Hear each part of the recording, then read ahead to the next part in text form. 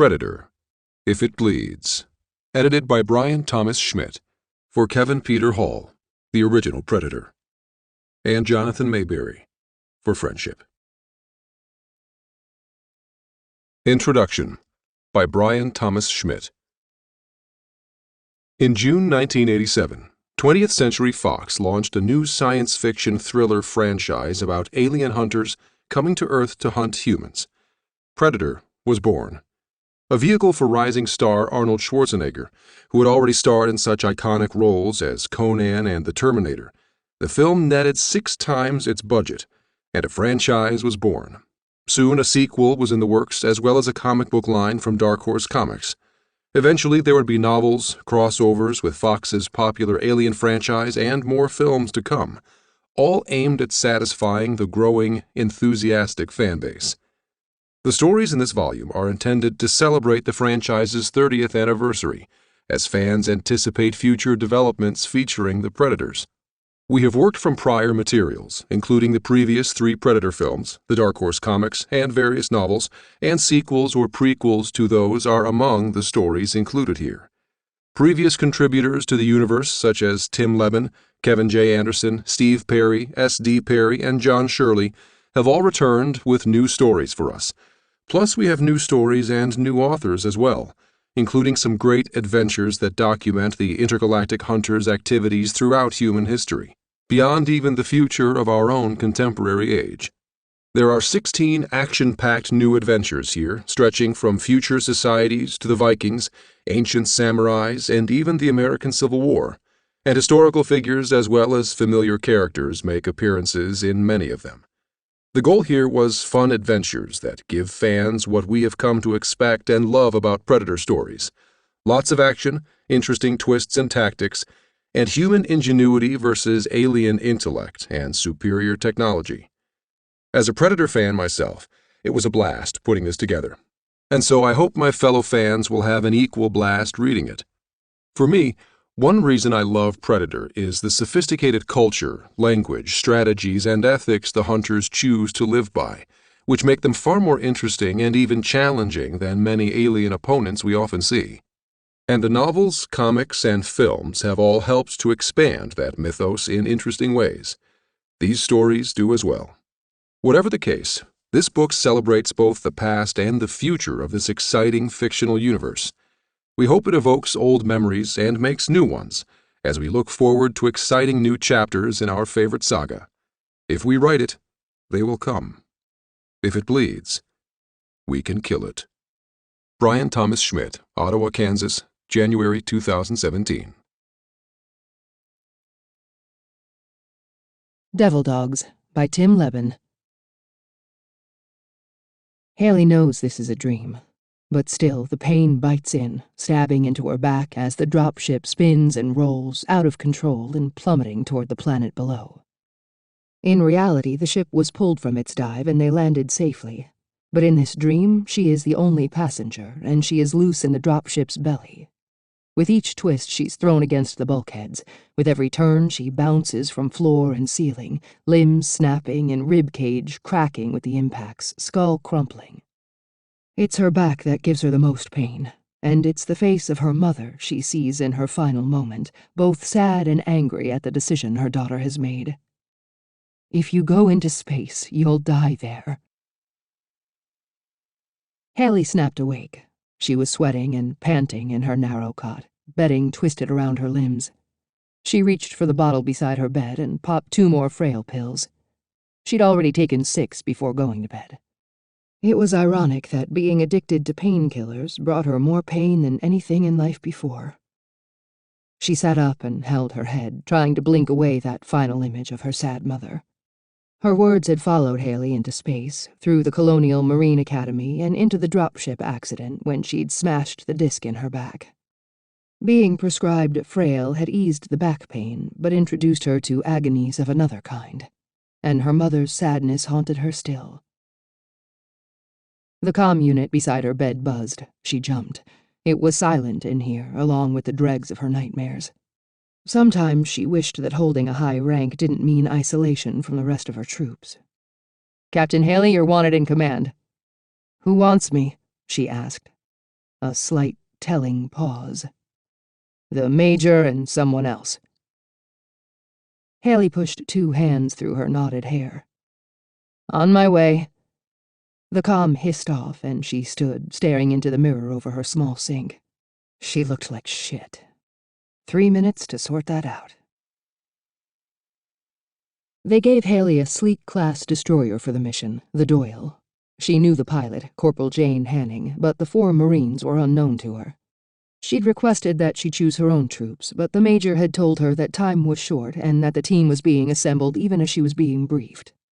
Her one comfort was that they were all from 39th Spaceborne, more widely known as the Devil Dogs. She knew that anyone from her regiment would be a good Marine. The briefing was truly brief. She knew hardly anything, other than it being a rescue mission of some kind. The mission wasn't logged, and there was no flight or call number. Hanning would be sent coordinates once they were 1,000 kilometers out from Charon Station, and everything else would be relayed en route. The civilian passenger meant it was far from normal. "So what's your story?" she asked the man beside her. They were each strapped into control seats on the flight deck. The Doyle had room in her hold for up to 50 troops, but with only 7 of them on board, Haley had insisted they all sit up front. The big sergeant, too, acted as co-pilot to Hanning, seated to her left. At the comm station sat Rogers, the small French woman with the burn across her cheek. Next to her was Shearman, one of the tallest men Haley had ever seen.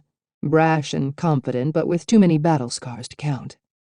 Behind them, seated close to the flight deck's rear bulkhead, Rosarts hummed a tune that bugged Haley because she was sure she knew it. Perhaps she'd get to ask her. "I already told you my name," the man said. "Callian." "Dealt, my friends." "So what's your story, Callian?" "My story's nothing to do with your mission," he said. He tried to appear charming and calm and give her the impression that this was actually her mission, not his. But she could see through him.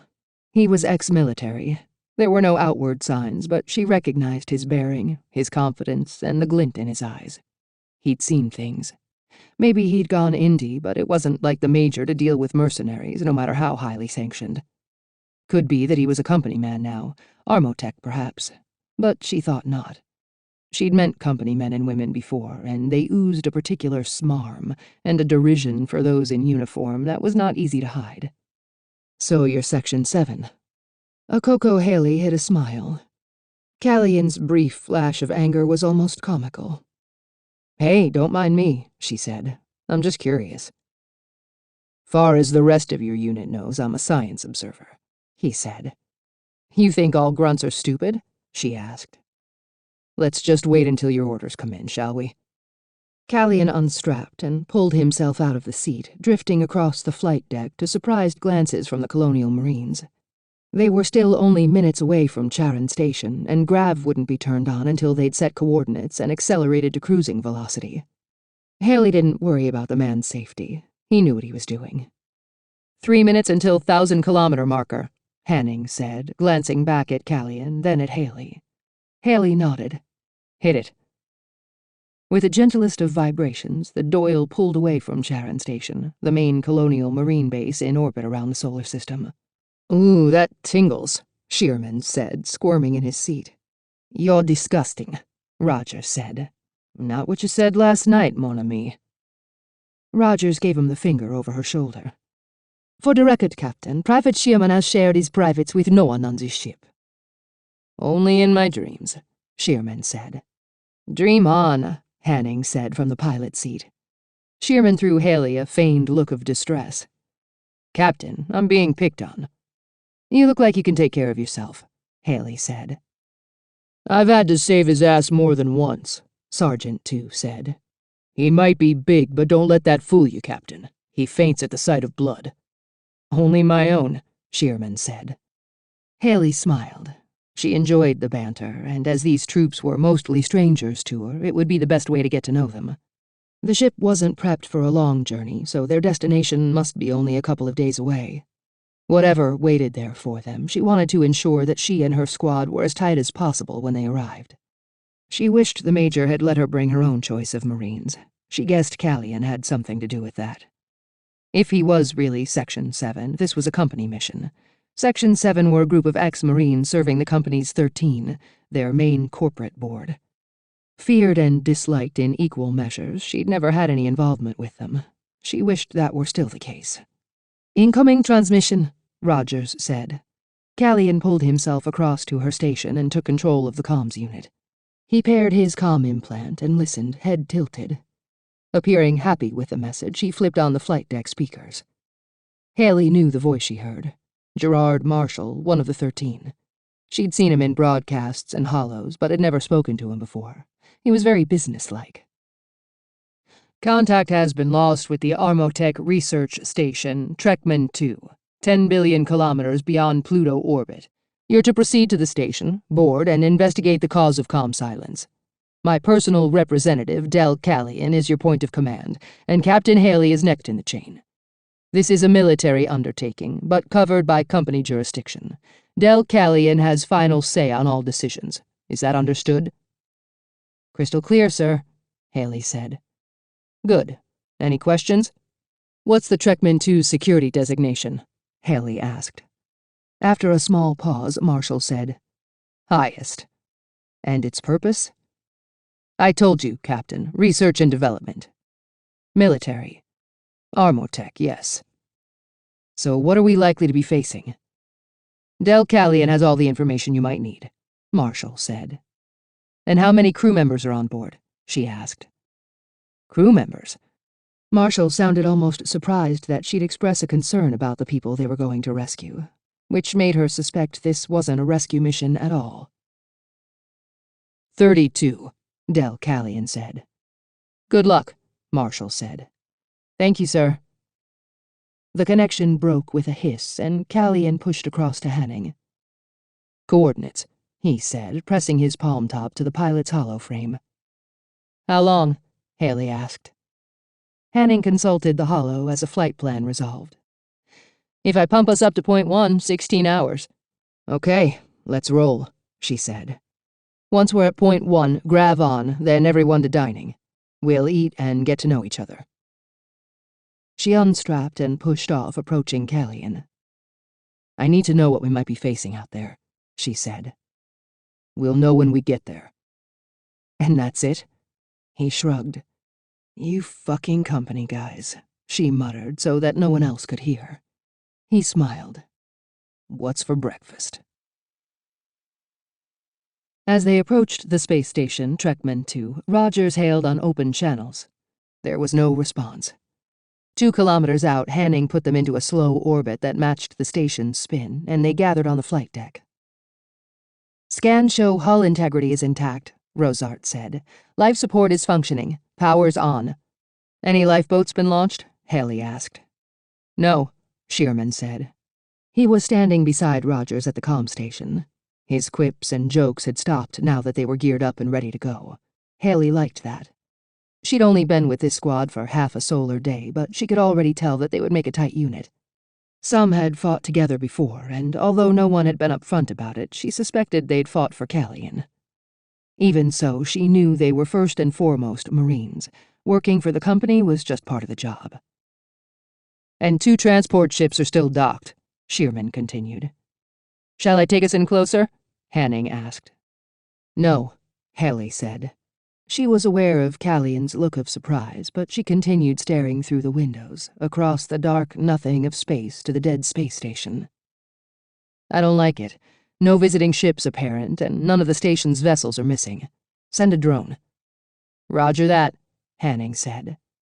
She played her hands across the pilot's desk, and a soft hiss sounded from elsewhere in the ship. They watched the drone flit toward the Trekman 2. "We've got to get on board," Callion said. "If and when I've declared the place safe," Haley said. "There's research on that station we need." "Nice of you to tell us now that we're here," Haley said. "Please be quiet. Now's the military part of this operation. Let us work." Callion did not reply. She thought she heard a heavy exhalation from Shearman that might have been a laugh. Haley kept her eyes on the drone. "Screen down," Rosarts said. A hollow screen dropped and formed from the ceiling, drifting above the nav desk and increasing in size according to Rosart's signal. The image flickered for a few seconds before resolving into an image from one of the drone's onboard cameras. "Okay, give me a steady sweep anti-clockwise," Haley said. "Sensor suite on." As well as visual indicators, the drone would be checking for radiation leaks, atmosphere emission from damage to the hull, heat signatures, and other signs of damage or activity. They watched in silence as the drone performed a full circuit of the Trekman 2. Hanning adjusted the controls and steered it around the structure in the opposite plane. 10 minutes later, they'd all seen a full transmission of the space station's exterior. There was no sign of damage or trauma. "So now are we going in?" Callian asked. "Wait a minute," Tu said. "Captain, can we swing by the central hub one more time?" Haley nodded to Hanning. "What did you see, Sergeant?" she asked. "Something—" He shook his head. He looked troubled, even scared. "Sergeant Tu?" "Just let me look." They all checked out the screen as Hanning steered the drone for another pass. "Closer to the windows, the third one along, then hold there." A dark window reflected starlight. "Lights," Tu whispered. A light speared on. Tu cried out and stumbled back, and he'd have fallen if it weren't for Shearman holding him up. Rogers gasped and swore. Callian drew in a sharp breath. Teeth.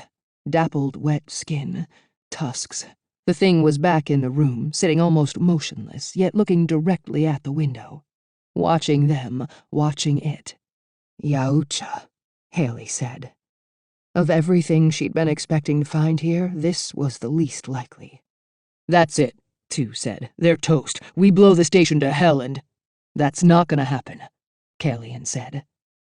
"You've got history," Haley said to the big sergeant, firm yet caring. Tu only nodded. "There's no ship," Hanning said. "It didn't come here," Haley said. "It was brought. This is a research station, remember?" Callian was frowning, staring at the image of the Yautja sitting in the darkness inside the Trekman 2, watching them. "So what's the plan, Captain?" Rosarts asked. "Stairway," Haley said. "Huh?" "Stairway to Heaven, the song you were humming earlier." Rosarts beamed. "Damn, another fan of real music." "The plan is you do your military part of this operation," Callian said. "You board the Trekman 2, retrieve the computer core, sweep for survivors, and kill that thing if and when it attacks." "In that order?" Haley asked. "Survivors second?" Callian stared at her. His silence spoke volumes. "Nuke it," Tu said. "There won't be survivors. Nuke it and get the fuck home. There's research on that station that—" "Screw your research," Tu said. Callian moved quickly. Tu was a good foot taller than him, but the civilian still lifted the Marine and shoved him back against one of the flight deck chairs. It rattled in its mounting. "Are you a Marine?" Callian asked. Tu struggled in his grasp. "Then be like a Marine. Take orders and do your job, or walk home." He let go and stepped away, straightening his clothes. He could have killed Tu with one hand, Haley thought. She'd heard about some of the things Section 7 did. She didn't want to see them. "We need a full structural plan of the station," Haley said. "Floor plans, service routing, location of the computer core." Callian held up his palm top. Haley nodded at Hanning and he lobbed it her way. "Now listen," she said. She felt a coolness descending, and behind that coolness was a driving need for a hit of frail. Outwardly, she presented a stony face, but inside she was quaking, nerves jangling as she anticipated the first hit. "When I get back," she thought, "when this is all done, that's my treat. If you go into space, you'll die there." She almost heard her mother's voice out loud. "Now listen," she said again. "There's 6 of us, fully armed, well-trained, and 6 against 1 is—" "About even odds," Tu said. "I've seen one of these things in action." "Then you're useful to us," Haley said. "You all know the drill. You've all been instructed and trained to combat Yautja." She looked at Callian. "Will this one be weakened?" "It'll likely have been drugged," he said, "but I can't guarantee you anything. Somehow it's escaped containment, so it's not easy to say what's happened in there." "Plans are up," Hanning said, enlarging a 3D image in the main holoframe. "Right," Haley nodded. "We'll go in 3 by 3, 2 teams. Team 1 is 2, Hanning, Rogers. Team 2 is me, Shearman, Rosarts. Callian, you're staying here." "Fine by me." "Survivors, computer core, then out." She stared at Callian, daring him to not put the search for survivors first. He looked ready to speak, but said nothing. That coolness within her grew even colder, ice around her heart. Soon, she thought. When I'm back. Soon. "Let's arm up, then take us in," she said. Hanning set an approach vector on autopilot, then they trooped down to the hold to prepare. As the long docking arm extended from the Doyle to the Trekman II, Haley made her troops double-check each other's suits and weapons. The nerves and fear were palpable. She wished she'd popped one more frail tab before suiting up. There was still atmosphere. All life support systems were green. Nothing seemed out of the ordinary other than the fact that there were no people to be seen and there was a Yautja loose somewhere on the station. They all wore full combat suits with protective skin masks and status readouts. The suits were flexible but could also harden into armor. The combat rifles they carried could fire plasma bursts, laser sprays, microdot solid munitions, and explosive nano-ordnance. They should have felt confident. "Stay on open channel," Haley said. "It knows we're here." "No movement readings," Tu said. His voice was higher than usual, on edge. "Don't trust your instruments," Haley said. "Eyes front, okay? 2 teams head out." She watched Tu, Hanning, and Rogers break right, then led Rosarts and Shearman off to the left. Her team would reach the station's computer hub first, but on the way were several labs and a habitation pod. She threw movement and heat feeds onto her visor, but always kept one eye focused ahead. She'd never confronted a Yautja, but she knew that they were born warriors, and their advances in tech often took surprising leaps. Their familiar invisibility suits were understood now, but no one could figure out how the beasts could sometimes evade motion and heat detectors. "Sarge?" "Clear," Tu said. His voice was smooth, almost in her ear. "Stay cool," Haley said. She felt a pang at her choice of words. Someone once told her she was cold, and the accusation bit hard. Frail chilled her blood and numbed her senses. She'd hate to think it would leave her cold forever. The silence was disconcerting. The stillness felt like the calm before the storm. Her heart hammered. Her suit gave a soft warning chime in her ear and fed her some calmer to settle her nerves. They edged along corridors, checking every open and closed doorway, pausing at junctions and using suit drones to view around corners. They moved with caution but speed, aware that the longer they were on board, the more likely it was they'd make contact with a Yautja. It wasn't a large space station, but it was big enough to get lost in. Haley hoped the Yautja was injured. Or perhaps it had seen them come aboard and had sloped away to hide, knowing when it was outnumbered. Yeah, right, she thought. Everything she knew about Yautja told her that it would welcome such a challenge, not shy away from it. "Lab on the right," Rosart said. The lab door was closed, but there was a large smear of blood around and on the handle. It was dried, flaky. "Shearman?" Haley said.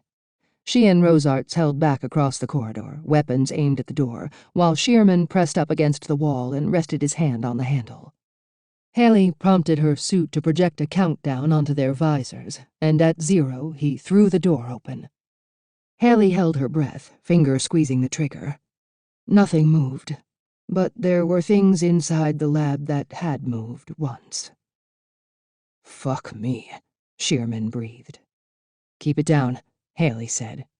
"Callian, you getting this?" "Yeah." His voice crackled in her earpiece, as if he was very far away. He might as well have been. The lab was 20 meters square and filled with tables, pods, and sample storage cases. Some of the sample jars contained weird specimens, biological, mechanical, and strange mergings of the two. Blood was sprayed across almost every surface, and hanging from the ceiling were several bodies. They had once been human. They were badly mutilated, hanging by their feet from holes punched in the ceiling panels, spines torn out, bodies spewing insides to the floor and surfaces beneath them. Each swayed very slightly with the change of air pressure from the opened door. 6 down, Rosarts said. 2, anything? Haley asked. Bodies, 2 said into her ear. How many? Don't know. I'd guess a dozen. Okay, we head to the computer hub, Haley said. If we find survivors on the way, there won't be any survivors, Callian said. Radio silence from you, Callian, she said. Don't confuse the issue. This is a combat situation and you're not involved. They moved out, closing the door behind them. Haley wondered briefly about who those people were and what their families must be going through. Best they don't know the truth, she thought. Company can tell them their loved ones died in an accident. Movement, Rosarts said. Level 2, Zone 4. 2? Haley said. Got movement coming your way. Can you see? Holy shit, Hanning shouted. Then the shooting began. Haley switched visual feed into her visor from her squad's body cams, so she saw everything that happened next. Confusion, chaos, shooting, horror, and blood. Hanning, from 2's point of view, sweeping her comm rifle up and around and unleashing a hail of laser fire, peppering the bulkhead and blasting electronics into a starscape of exploding points. Rogers ducking down and rolling beneath the laser burst, then rising and being pinned to the wall by something penetrating her chest. Her suit hardened into protective armor, but not fast enough. She opened her mouth to scream, and blood filled her visor. 2 staring, open-mouthed, terrified, as Hanning closed on him and passed by, shouting over her shoulder for him to hurry, focus on her, run so that... Hanning's vision blurred as she was plucked from the floor and smashed into the ceiling. Her body cam flickered, then focused again as she struck the ground. Above her, a shimmering shape manifested as if from nowhere. It stood astride her chest, raising one foot and bringing it down onto her face, again and again. Her body cam gave out. 2 saw, and through his point of view, Haley saw as well. The Yautja was huge, head brushing the ceiling even as it stooped and stomped on Hanning. Sparks of white light sizzled across its armor. It wore bandages around its upper arms and wide thighs, and its traditional helmet was missing, revealing deep welts across its cheeks and around its throat. Tubes hung from these wounds. Its forehead was dotted with sensor points. If it was sick, it didn't appear to care. 2 raised his weapon, and at the last second, Haley saw on his readout that he had selected plasma. 2, no, you'll take out the entire... He fired. Haley's visor grew dark against the glare, and when she prompted it to access 2's body cam feed once more, there was only darkness. No vision, no sound, nothing. We have to help, Shearman said. Level 2, there's a staircase at the end of this corridor. They've gone, Haley said. It was not the first time she'd lost a Marine on a mission, but it was the first time such a loss had felt so hopeless, so wasted. The Yautja had crushed the 3 of them like grinding insects beneath its feet. The plasma blast must have killed it, Rosart said. Right, Captain? Haley wasn't listening. An alert was chiming in her suit, and the computer translated it from the Trekman 2's systems. Hull breach, she said. Blast door on level 2, zone 4 is closed. Anything in there has been sucked out into space. No, Shearman said. No. Let's get this finished, Haley said. Computer core, back to the ship, then we'll blast this shithole into atoms. You sure our scientific advisor will like that? Rosarts asked, dripping sarcasm. He can eat me, Haley said. Stay sharp. Move out. Every instinct was screaming at her to abandon the Trekman 2 and get back to the Doyle. The whole place was compromised, with a dangerous alien on board and a hull breach. Even now she could feel a growing vibration through her feet as the superstructure strained under the tension. Fault lines would be spreading, pressures building, and internal blast doors were never designed to provide a permanent barrier between atmosphere and vacuum. Time was ticking. Haley led the other 2 past more closed doors. She knew they should be checking each room so that their retreat was covered, but they had no time. Now they had to trust in speed to get the mission done. She could mourn the loss of 3 Marines and agonize over what she might have done differently later, when they were back aboard the Doyle. She'd have some questions for Callian then, too.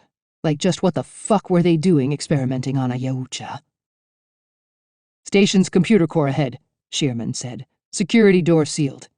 "Rosarts, get to it," Haley said. Rosarts shouldered her rifle and got to work on the door mechanism, while Haley and Sherman covered the corridor in either direction. She tried to maintain her cool, but found that she was blinking rapidly and sweat slicked between her face and visor. The suit removed it efficiently, but she was not handling this well. Her vision was blurry. The distinction between her body inside the suit and the outside felt wide, as if the suit itself was much more than simply a thin layer of complex, high-tech material. Haley felt apart from the action, and that would not do. Not now. Now she had to be in the thick of it. Her 2 remaining Marines depended on her. "No movement," Shearman said. "Yeah, nothing on sensors," she said. "It'll be coming, though." "We're in," Rosarts said.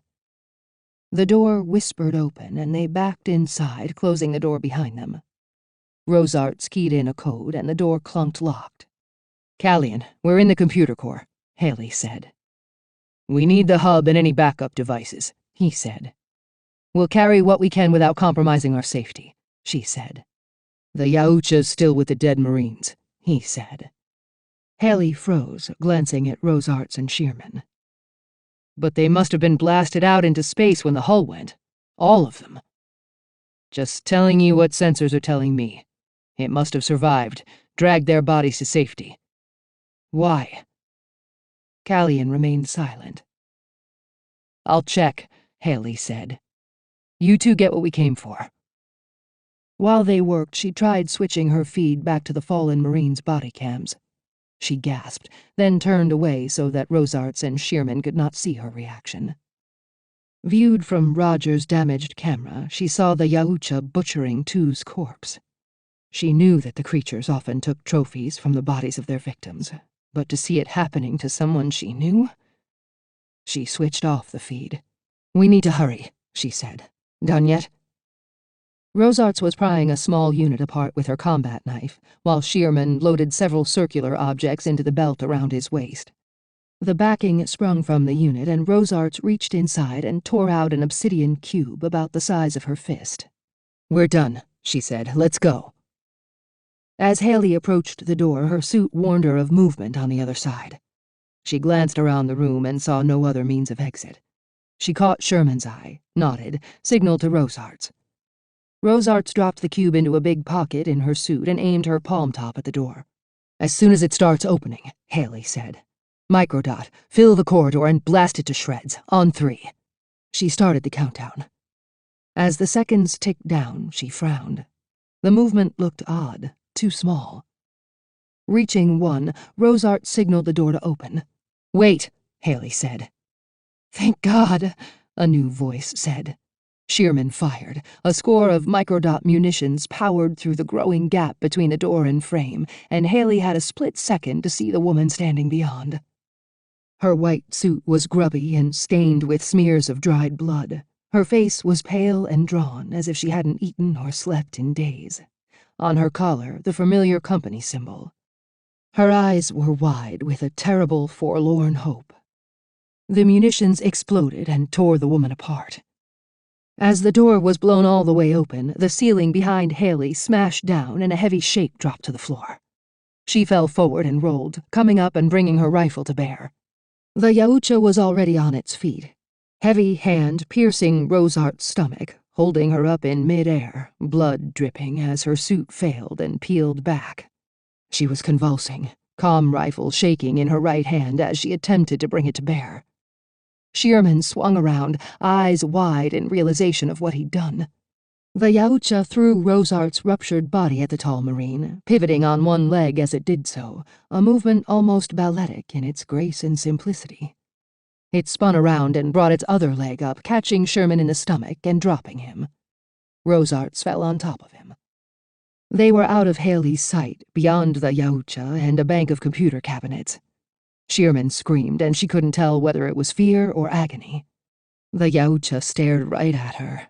She had never seen anything so alien, yet in its eyes was a calm, startling intelligence.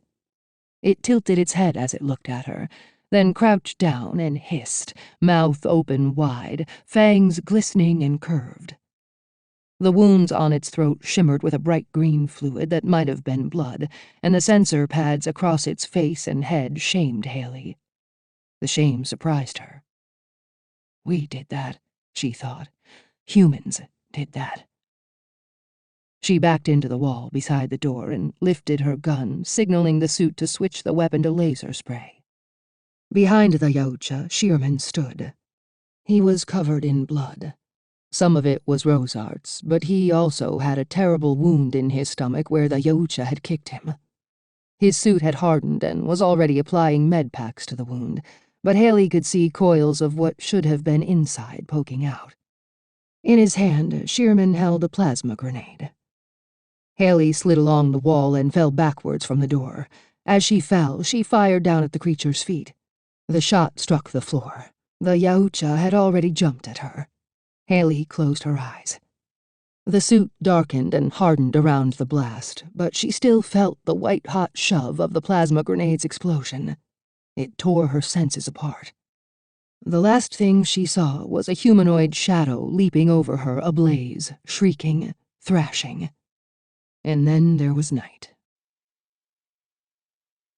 The pain bites in, scouring into her back as the dropship rolls and spins. This is a dream. Haley knows, but she can't pull herself out of it.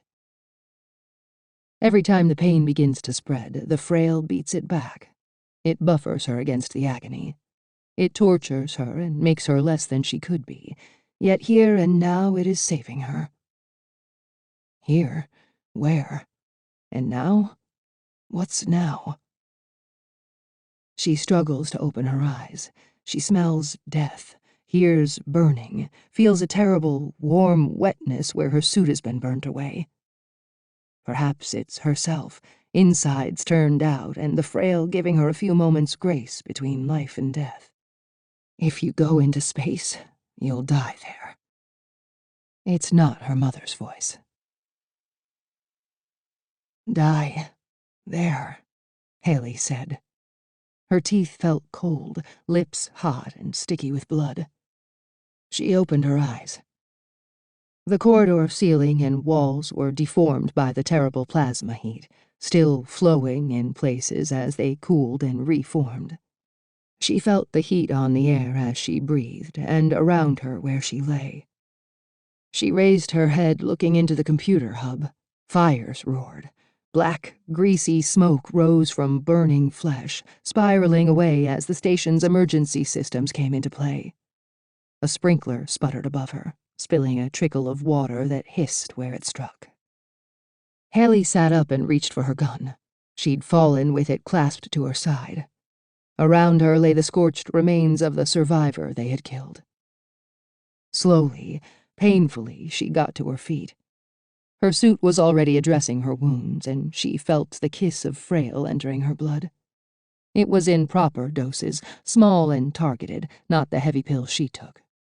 Still, it flushed through her system and reminded her of who and what she was, a captain in the Colonial Marines, and an addict.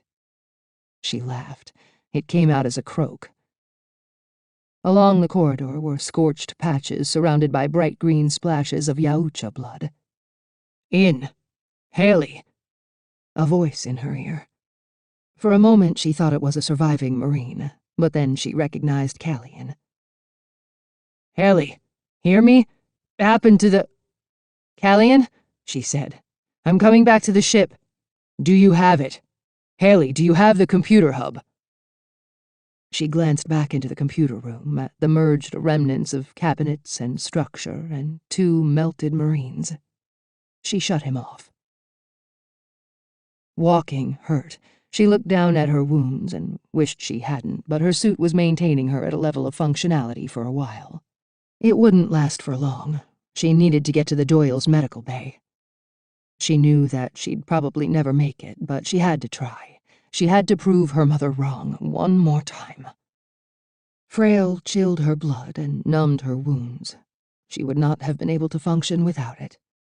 She walked without caring, turning corners and crossing junctions without checking what might be beyond. Her visor was still operational, but it hissed in and out of focus, its information only readable intermittently. Reaching the airlock lobby, she looked behind her and saw a trail of blood. She frowned. It wasn't all her own. Some of it was green. The lobby was circular, and across from her, huddled against the wall, was the Yaucha. It was shivering, curled into a ball at the base of the wall. Green blood poured from a dozen wounds. Burns wept all across its back, and many of its long, hair-like tendrils had sizzled away, blackened nubs all that remained. One eye was gone, along with much of that side of its face. It lifted its head to stare with its one remaining eye.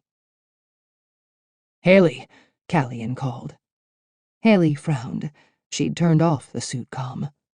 Then she realized that she was hearing his voice for real, from past the open airlock doors and along the extended docking arm linking the Trekman to the docked Doyle.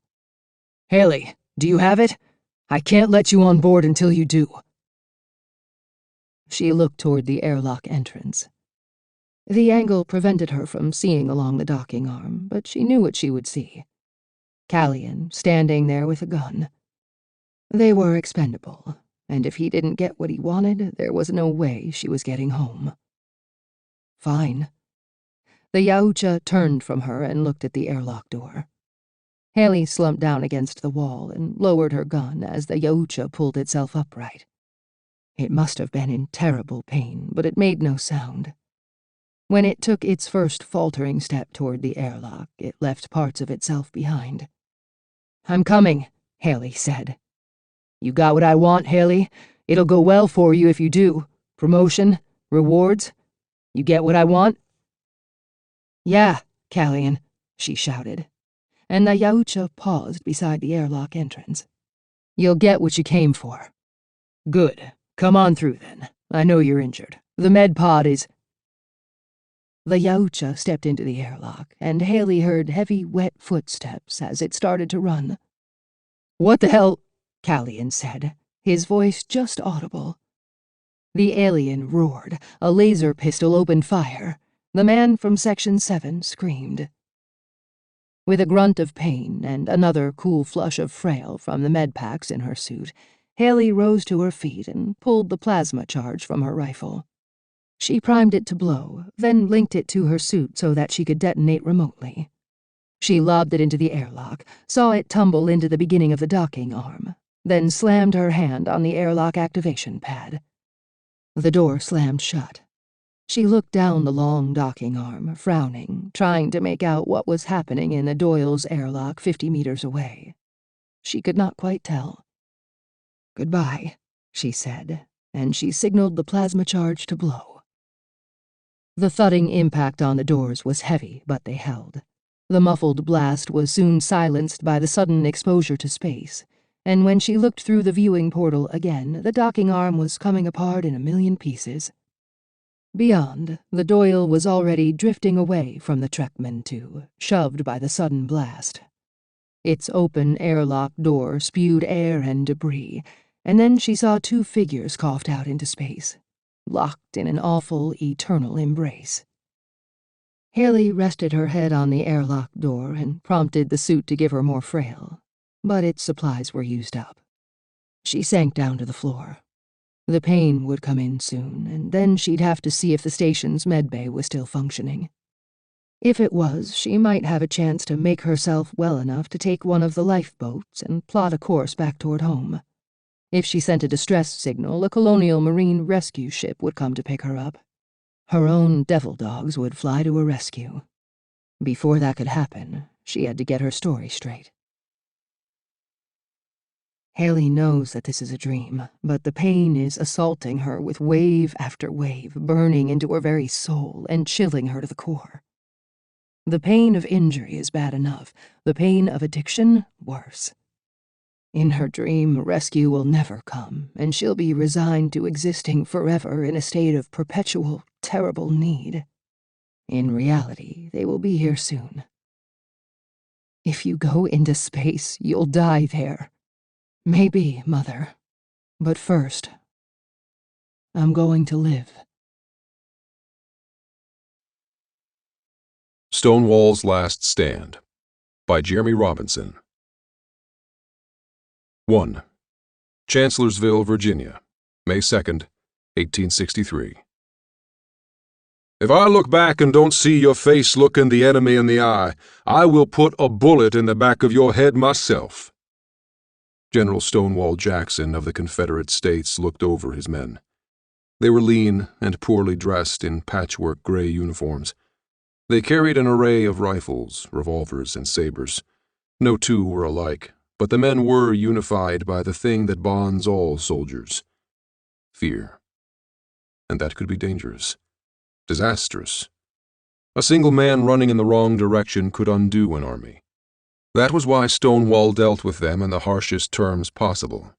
Their enemy would be no less merciful, and Jackson wasn't about to let a bunch of Yankees take potshots at his soldiers. But he couldn't just make threats. He'd lose their respect. So he submitted to his own authority and declared, "Same goes for me. You see me running away from the enemy with fear in my eyes, it means I'm no longer your general." His index finger tapped his forehead. "Put a bullet right here." He walked a few feet, eyes on the mud squelching up from under his boots.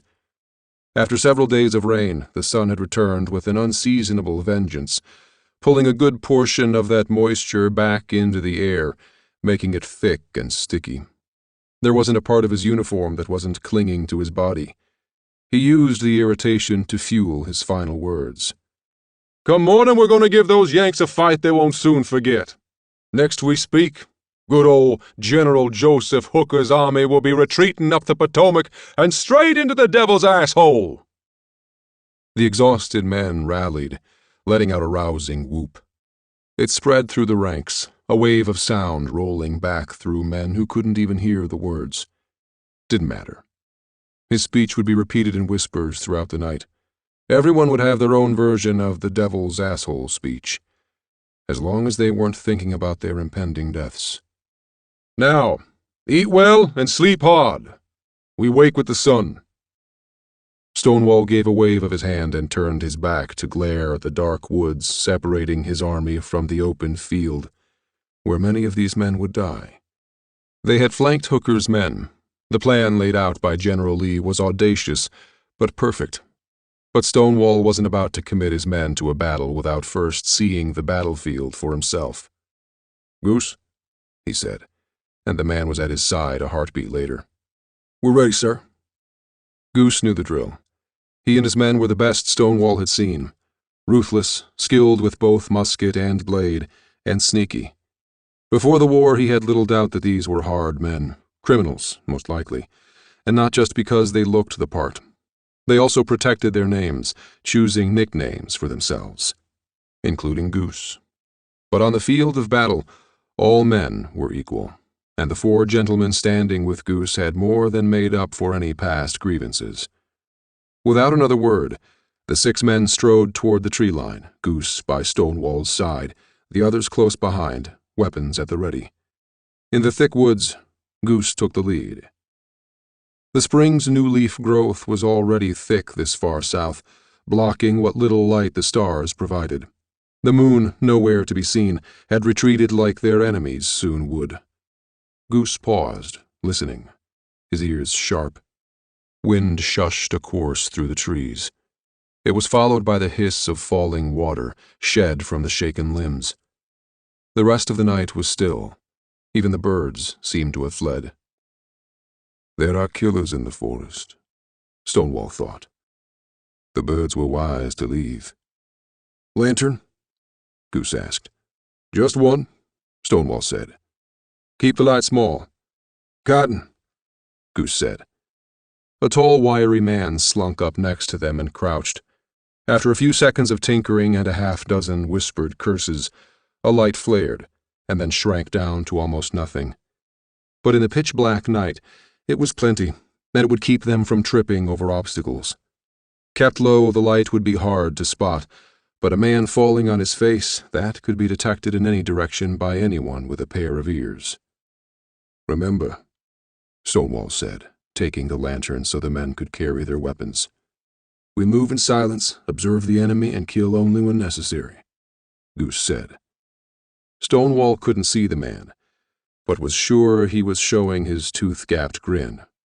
"Or when fun," Cotton added, and the others chuckled. "Save that for the morning," Stonewall said, and then struck out in the forest's depths, eager to complete their mission, and if he was honest, hoping to drop a few Union soldiers before the night was over. 20 minutes later, he got his chance. 2. "I'm sweatier than the underside of Johnny Boy's mama's teat in mid-July," Crackerjack whispered. He was the largest of Stonewall's recon team, and said pretty much anything that came to mind, without fear of reprisal. Not because the others feared him. Bullets paid no mind to muscles, but because this was how men such as these bonded. "My mama's milk is the sweetest moonshine south of the Mason-Dixie," Johnny Boy replied. He was Crackerjack's opposite in every way, short, fast, and sneaky. And while Crackerjack was most likely to strangle an enemy bare-handed, Johnny Boy could stick a man a dozen times and bleed him out in half the time. He was also shameless. Stonewall winced at the image. He'd never met Johnny Boy's mother, and reckoned he wouldn't want to, but his imagination never conjured a pleasant image whenever she and her various secretions came up in conversation. Johnny had a weasel's face and severely blemished skin. His mother was either a saint for copulating with a similarly built man, or equally unsightly. "Quiet," Goose said. At first, Stonewall thought Goose was just keeping the men in line. While on recon missions with his crew, Stonewall let his subordinate rein the men in, kept their rebellious urges from targeting the general. But the stillness of Goose's body and the raised rifle in his hands meant he had actually heard something. The men ducked down, breath held, listening. After a minute of nothing, Gator asked, "Sure you done heard something?" Gator had lived in the swamps of Florida, didn't mind the heat or the moisture, seemed born and bred for it.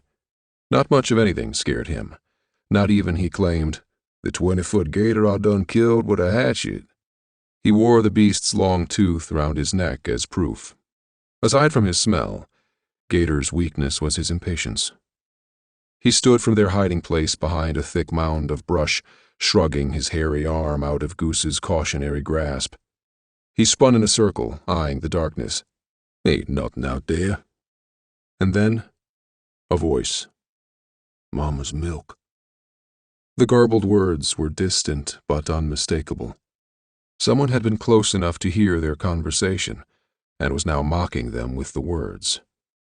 Without needing to be ordered, the men readied their rifles and waited for orders. Stonewall gave Goose a nod, and the man stood. 2-1-2 behind me, you know the drill." Goose moved out from hiding, leaning forward, making himself a smaller target. Cotton and Crackerjack followed, then Stonewall, and finally Johnny Boy and Gator. While Stonewall was willing to share the dangers of battle and recon with his men, he was no fool. His life and mind were far more important to the cause than those he served with. He would fight with them, but at times like this, any bullets flying toward them would most likely find another's body, before they found his. "Low and tight," Goose said, and then struck out toward the voice's source, guided by the oil lamp's paltry illumination. They were headed toward a trap, no doubt, but Stonewall needed to see what was hiding in these woods before he sent his army marching through it at first light. The skill with which his men snuck through the darkness made him proud. The Yankees might know a handful of Confederate boys had ventured into the woods, but they'd never see them coming. Goose paused to listen again, but it wasn't necessary. The Union men were announcing their presence with a boldly lit torch. There were 3 of them, all of them talking at once. Women in a kitchen talking pies, but laced with fear and something worse, typically reserved for when a battle reached its end. Desperation. Some's got 'em all riled, Gator observed. Likely they know who we are by now, Crackerjack said. While Goose and his men had a reputation among the Confederate ranks, it was doubtful that reputation had reached the Union, primarily because when they encountered the enemy, they killed them. Dead men don't tell stories. It ain't us, Goose said. Listen. In the silence that followed, the enemy's panicked voices slipped out into the night. I'm telling you, I looked right through him. His eyes glowed. The devil himself lives in these woods. Wasn't the devil, and it wasn't a beast. The voice remained calm. It was a man in the dark. Now collect yourselves. Just bits and pieces of conversation, but it was enough to start building a picture, one that Stonewall did not like. Not one little bit. You want us to believe a lone man slaughtered 9 of our own without a single shot fired? Without a body left behind? These men had encountered an enemy in the woods, and it wasn't his men. That meant that the Union either had turncoat problems, which would be beneficial, or there was a band of lawless killers in the woods. That could be a problem, unless they joined his band of lawless killers. But the truth wouldn't be revealed until he questioned them. I want them alive, Stonewall said, 2 disappointed faces. Damn, Cotton said. After they've opened their mouths, you can open their guts, Stonewall said. The rules of war said these men should be taken captive, alive, but they'd just be 3 more mouths taking food from his men. He pointed at Cotton, Johnny Boy, and Crackerjack. Flank them. When the light flares, well, you know what to do. 3. Explosive light filled the night, illuminating the surrounding forest with a suddenness that could wreak havoc with a man's vision. Combined with the sharp, shattering sound of the lantern striking the ground, it was disorienting, so much so that Stonewall's eyes betrayed him. Despite being ready for the brilliant display, he saw a shadow dancing in the trees above, as though alive, and before the light lost its powers, he swore the shadow was looking back at him. Stonewall's hand went to the revolver on his hip, but before he could drop it, a shrill scream pulled his attention back to the Union soldiers. Good Lord, it's come back for us! Stonewall knew it was a man screaming, but it sounded closer to a coyote's shriek. The cry was followed by a cacophony of gunshots. An angry buzz stung his cheek, and something heavy tackled him to the ground. Remembering the living shadow, Stonewall struggled against the weight until Goose's voice was warm in his ear. It's me, General. A different kind of shouting followed the barrage. Men begging for mercy while others demanded submission. Stonewall noted the annoyance in Goose's voice as his subordinate helped him up. Trying to remind yourself that you're not invincible? I'm fine, Stonewall said, brushing the previous autumn's soggy, fallen leaves from his jacket. You're bleeding? Goose poked Stonewall's cheek, the touch eliciting a hiss of pain. Gonna need a stitch or 2. Any other man who spoke to Stonewall in such a manner would find himself on the front lines of the coming day's battle. But Goose had earned the right. In the midst of this war, he was the closest thing Stonewall had to a friend.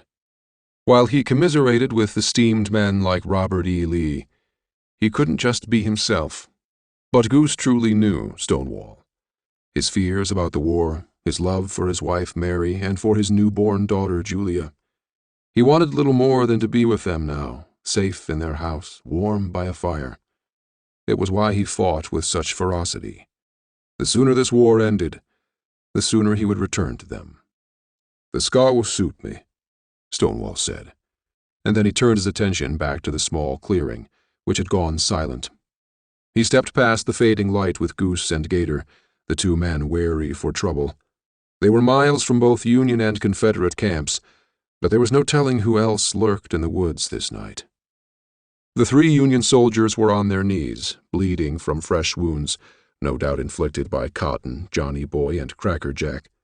The men had been savaged, but Stonewall was impressed his men hadn't killed one of them. Then again, most of their wounds appeared to be at least a few hours old, the blood dried and the bruises a deep purple. Only one of the 3 looked up at his approach. The man was young, mustached, and wearing an officer's jacket.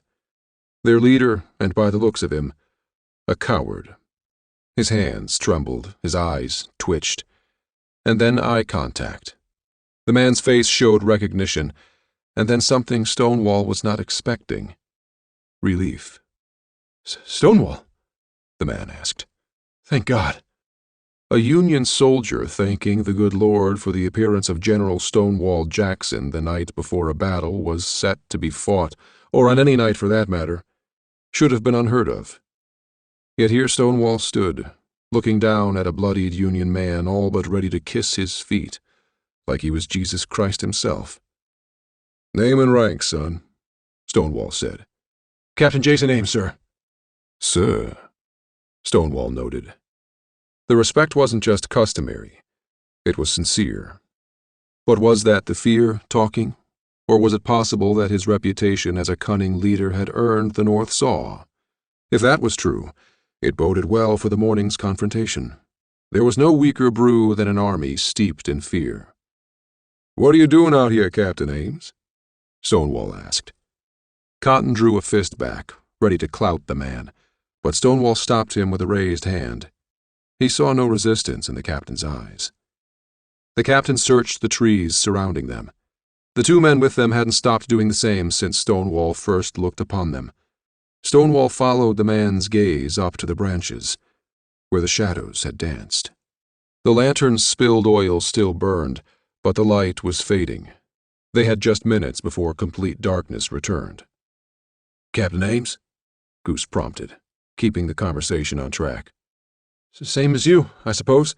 Scouting the... Look at him, the man to Ames's right said. He was pointing at Stonewall, who hadn't yet looked away from the trees. He's seen it too. Stonewall glared at the man. Seen what?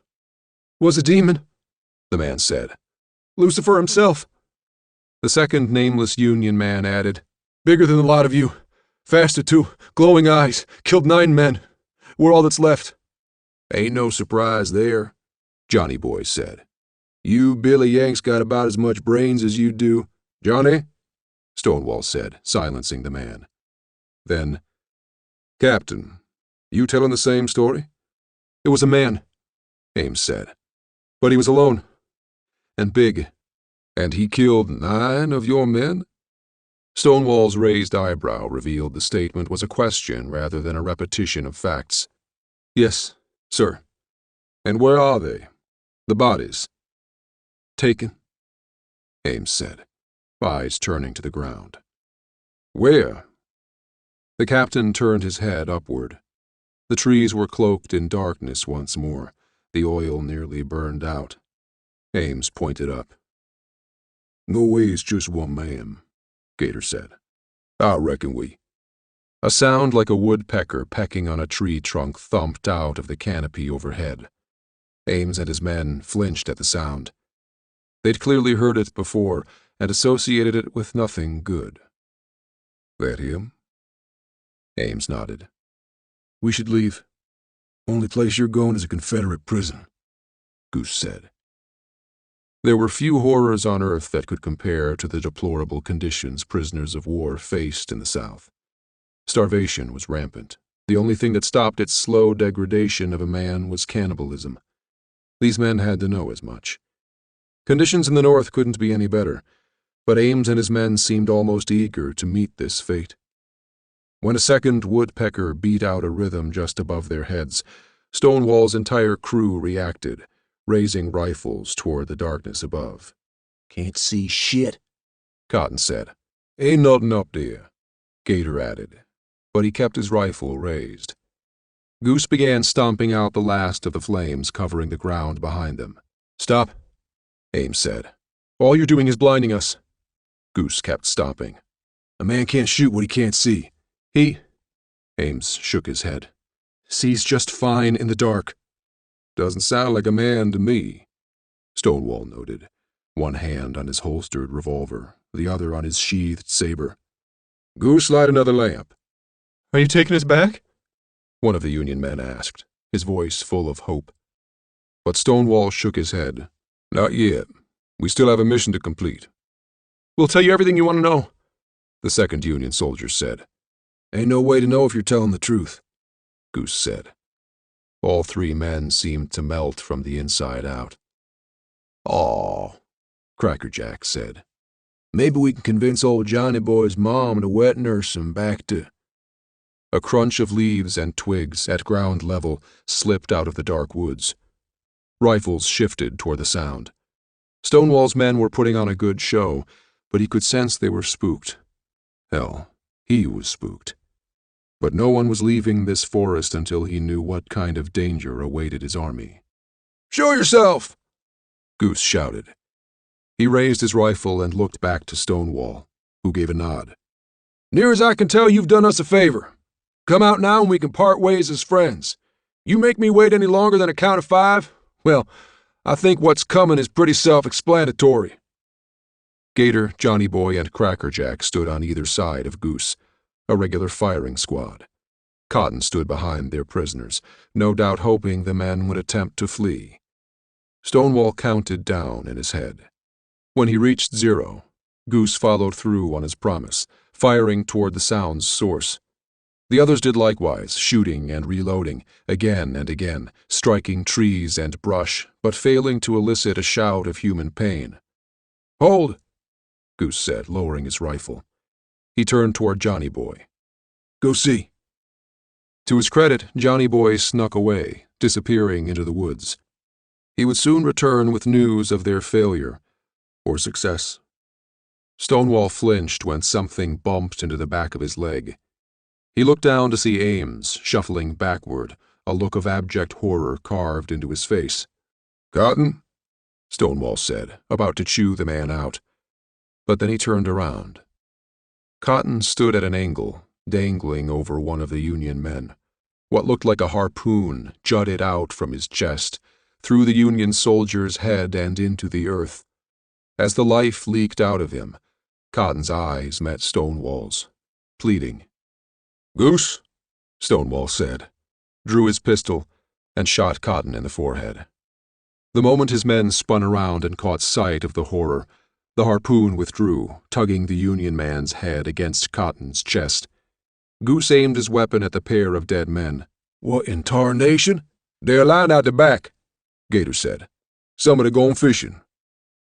As though to prove Gator's point, the pair of dead men were yanked forward and then up, into the trees, where the shadows danced, and where someone continued the hunt he had begun with Ames's men. 4. Bejeebers!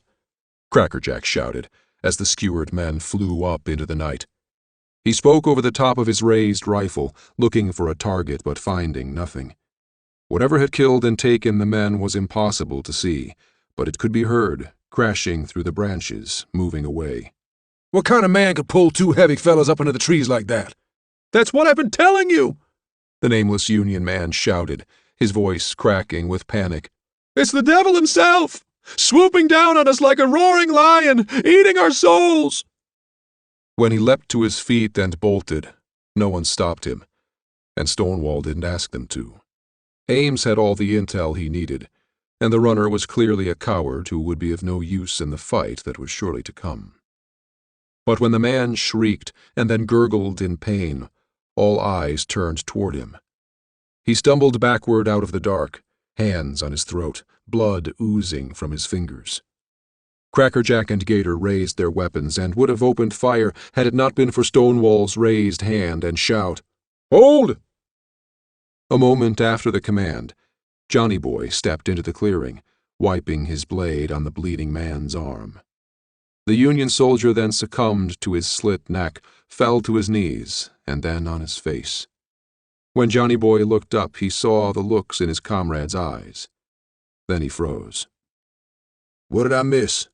Where's Cotton? Up there, Gator said, nodding his head up. In them trees. General? Goose said, doing his best to hide his fear. Your orders? The only reason Goose would be asking for new orders was if he truly believed Stonewall's last orders, to reconnoiter the enemy camp, to be folly. Given Cotton's sudden demise and strange disappearance, Stonewall had come to agree with Ames. They were being hunted, but not by the devil. By men, and men could be killed. Stonewall pointed to Ames. Give him a weapon. Goose looked stunned and then complied, returning the man's belt, which held a holstered pistol and a saber. Fight with us tonight? Stonewall said. And if you survive, you have my word that you will be returned to your men unharmed following the morning's battle. After Ames had tightened the belt, he accepted a rifle with a nod. I'm with you. Actually, Stonewall said, we're with you. Lead the way. Ames' eyes went wide. To the Union encampment? That is why we're here, and the cause for which my man gave his life. I intend to see it through, no matter the cost. Even if it's your own life? Ames asked. This war's going to kill me sooner or later, and I'll be damned if it happens while I'm running from a fight. As he spoke the words, Stonewall's stomach soured. He didn't want to die. He had a wife and a newborn daughter to live for, and he loved them more than a man at war could admit without going AWOL. But he wasn't a coward, and if he died fighting the enemy, then at least his wife and child would be proud of him. He pointed north. Now, after you. Gator took the lead with Ames, holding a torch that blazed brightly in the night. If darkness didn't hinder the man attacking them, he wasn't about to face them blind. Goose walked beside Stonewall, while Johnny Boy and Crackerjack brought up the rear. They walked just 10 minutes in silence before Gator took hold of Ames and yanked him to a stop. Smell something. He raised his nose to the air, sniffed. Dead men. Is this the way you came? Goose asked. Where your men died? Ames shook his head. Proceed, Stonewall said.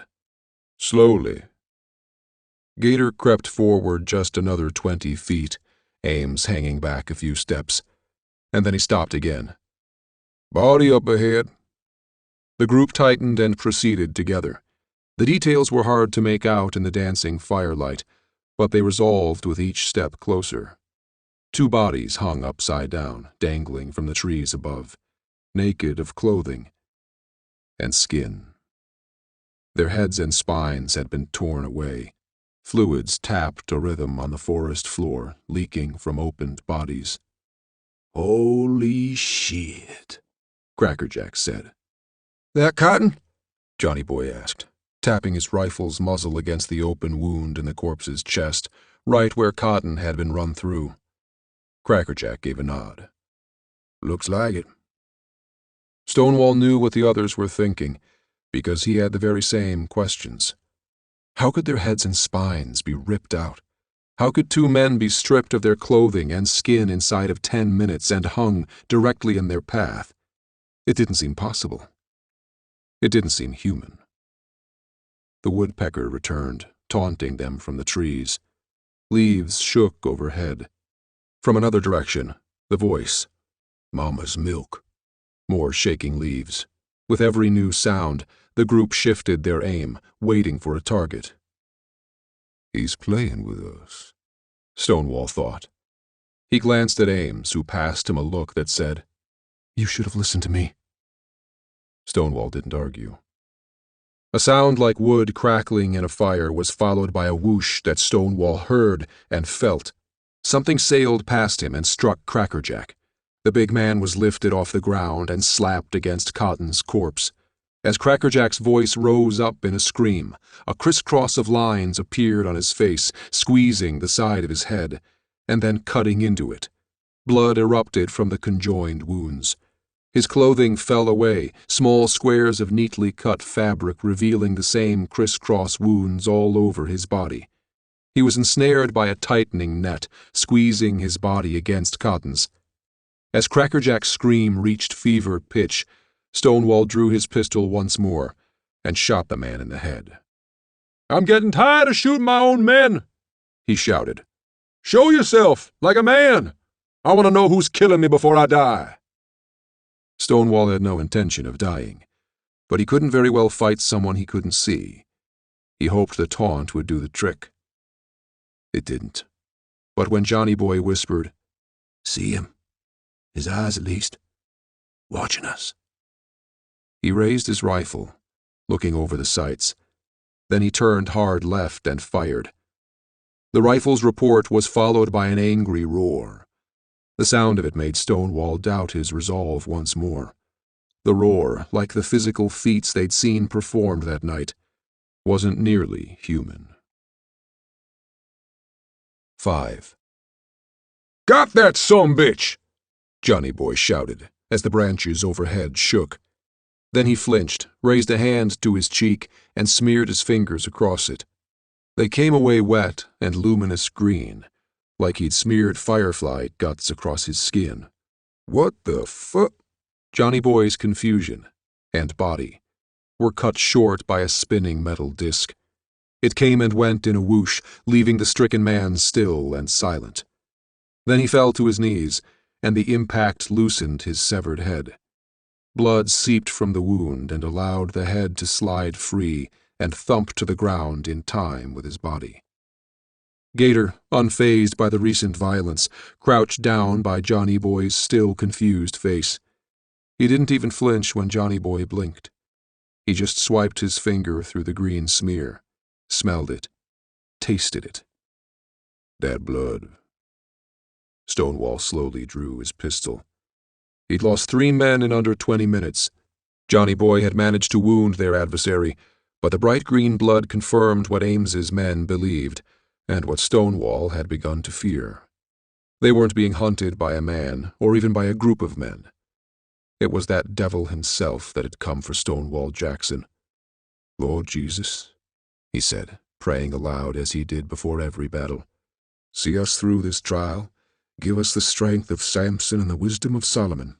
Guide us through these woods to safety and spare our lives. Your will be. Stonewall stopped. He finished every prayer the same way. Your will be done. But God's will was a tricky thing. It might be for the greater good, far outside the grasp of mortal men, but it didn't always line up with human desires, even those of good Christians. So instead he said, Please don't let the devil kill me. Amen. Finished with the prayer, he realized his compatriots were staring at him, Goose whispering his name. His real name.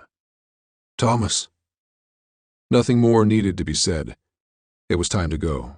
Goose just needed a direction. Stonewall turned to Ames. Closer to the Union lines? Ames gave a nod. By a few miles. I have your word that we will be returned safely to the Confederacy come first light? A second nod.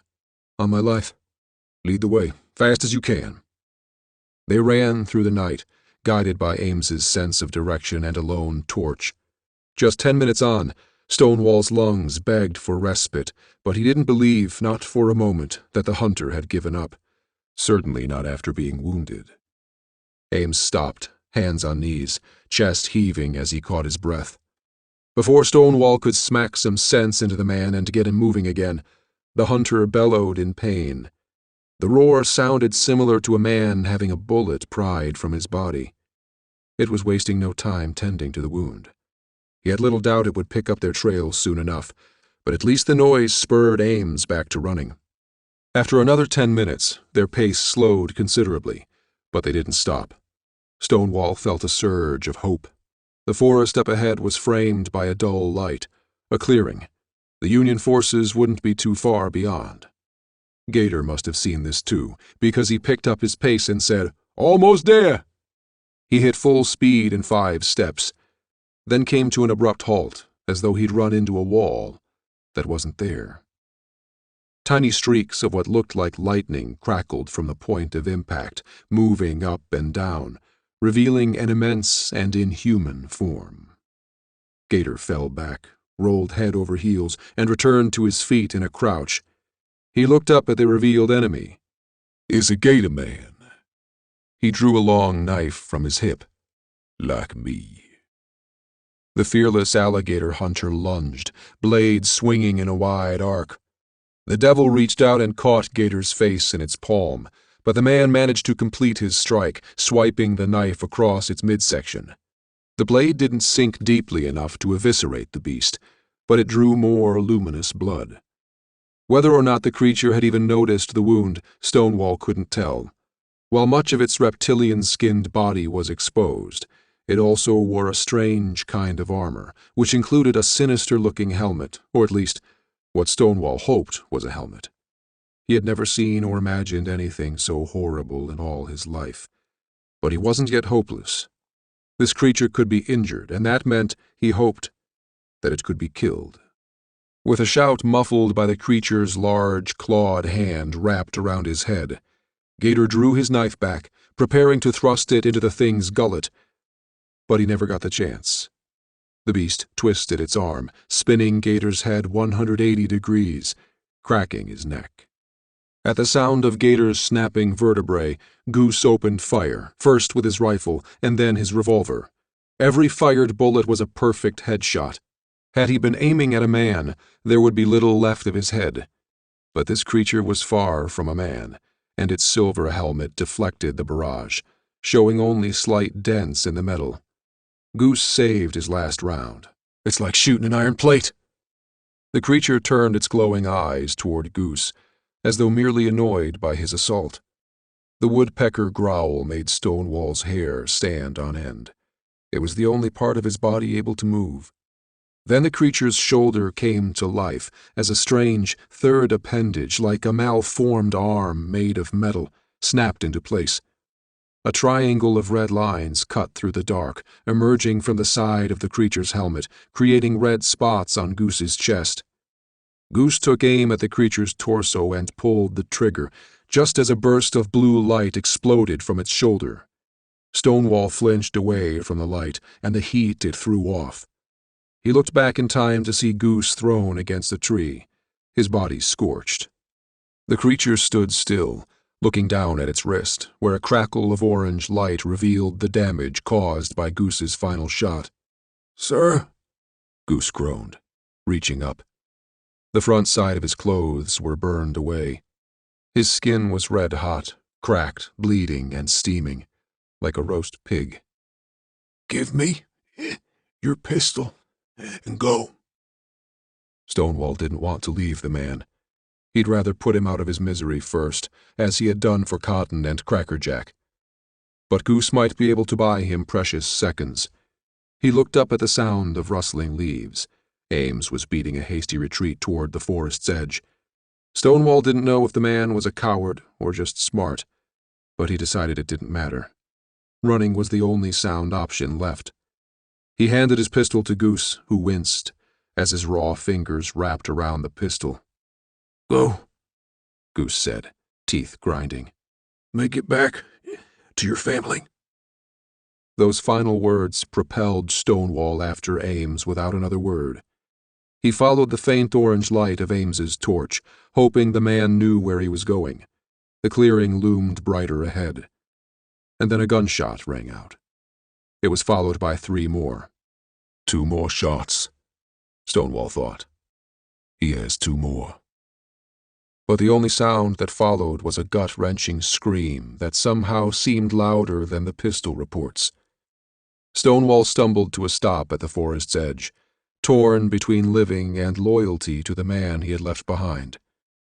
Then the devil screamed at him from the dark woods, and Stonewall sprinted away, running into an open clearing miles across, where his army would fight, kill, and die the very next morning, and where he suspected he might do the same before the sun could rise. 6. Out of breath and more afraid than he would ever admit, Stonewall stumbled to a stop in the field's core. He was surrounded by tall, yellowed grass, undulating in the night's breeze. The stars blazed overhead. Had he been with Mary and Julia, his thoughts would have been on the beauty of the Lord's creation. Instead, all he could think about was the devil, set loose to torment him. Like the biblical Job, but more personal. He stood in front of the only sign of Ames he had seen since the man fled the forest. The man's torch stood upright in the field, like a beacon, and it had drawn Stonewall straight toward it, expecting to find Ames resting or waiting in ambush. But all he found was the torch, casting a 30-foot ring of orange. He was about to curse Ames when he heard a shushing behind him. Someone or something was moving through the grass. He turned slowly, having little doubt about who had followed him into the clearing. The devil emerged from the darkness, standing tall and bold. Luminous blood leached out of its sliced stomach and from 2 fresh bullet wounds, one in its thigh and one in its shoulder. Neither seemed to slow the creature down or cause any discomfort. Either shot might kill a man on the battlefield, from blood loss, perhaps, but more likely from infection. He didn't think either would be a problem for the beast. Stonewall drew his second pistol. "What are you?" 3 red dots hummed from the creature's helmet. The weapon on its shoulder targeted him. The result of a shootout with this creature only had one potential outcome, Stonewall realized. Goose was a better and faster shot than Stonewall, and he hadn't been able to put this creature down. If Stonewall pulled the trigger, his fate would match Goose's. Stonewall lifted his sidearm out, and then released it, letting it fall to the grass. The monster cocked its head to the side, and then relaxed. The 3 red lights flickered off. With a clucking growl, the devil unclipped its armor and shed the weapon mounted to its shoulder. Then it loosened the helmet and peeled it away with a hiss of fog. Stonewall took a step back as the helmet lowered. Then 4 more when he saw its face, stopping only when the torch's heat licked up his back. "Lucifer," Stonewall said, "in the flesh." He drew his saber, the long, polished blade glowing orange in the firelight. Gathering his courage, Stonewall shouted, "In the name of Jesus Christ, I command you to—" The creature leaned forward, opened its muscular arms wide, and bellowed. The hot, stinking breath clouded around Stonewall, somehow both hotter and more humid than the thick, early summer air. With a metallic zing, 2 jagged blades extended from the creature's right forearm. It reached behind its back with its left hand and withdrew a razor-sharp disc, its fingers looped through 5 holes. Stonewall recognized this as the weapon that had severed Johnny Boy's head. It still held a thin coating of his blood. The monster hunched in an attack position and began circling. Stonewall spun in a slow circle. His blade was longer than the creature's, but its long arms still gave it a longer reach. And he couldn't outmuscle it. But perhaps he could outsmart it. The way he saw it, his only hope was to make it strike first, hopefully dodge the blow, leaving the creature overextended and vulnerable. It was the same tactic that guaranteed victory against the Union during the upcoming battle. But would it work against a predator such as this? After a few moments, the creature stood upright again, its horrible mandibles twitching as its eyes looked Stonewall up and down. "It's reassessing me," Stonewall thought. "It knows I'm trying to outthink it." With a flick of its wrist, the devil sent the metal disc soaring off into the dark. The only evidence it hadn't flown away was the whirring of its blade through the air. The weapon was circling them. When the sound grew suddenly louder, Stonewall ducked with a shout. The blade soared past overhead. "It's controlling the weapon," Stonewall realized.